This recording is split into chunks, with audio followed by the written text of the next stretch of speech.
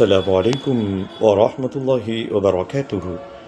உங்கள் அனைவரின் மீதும் ஏக இறைவனின் சாந்தியும் சமாதானமும் உண்டாகட்டுமாக. சிந்தனைக்கு சில மணித்துளிகள். நாம் அனைவரும் புனிதமிகு ரமலானை மிகுந்த ஆவலுடன் எதிர்பார்த்து கொண்டிருக்கிறோம். நான் சொல்வது உண்மைதானே? நீங்கள் ரமலானை எதிர்பார்த்து கொண்டு தானே இருக்கிறீர்கள்? எதற்கு எதிர்பார்க்கிறீர்கள்?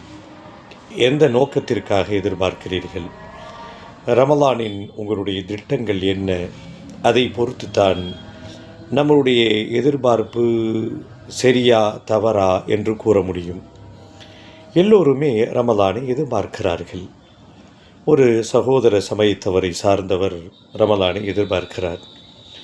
அவருடைய எதிர்பார்ப்பு என்ன? மக்களிடத்தில் தங்களுடைய ஜவுளி வியாபாரத்தை மேம்படுத்த வேண்டும் என்பதற்காக ரமலானை எதிர்பார்க்கிறார். அவரும் நன்மைகளை பெற்று விடுவாரா? நம்மை போன்ற அவருடைய எதிர்பார்ப்புகள் ஒன்றாக அமைந்து விடுமா? இது போல நிறைய செய்திகள் இருக்கிறது. தொடர்ந்து பயணிப்போம், பேசுவோம் இன்ஷா அல்லாஹ்.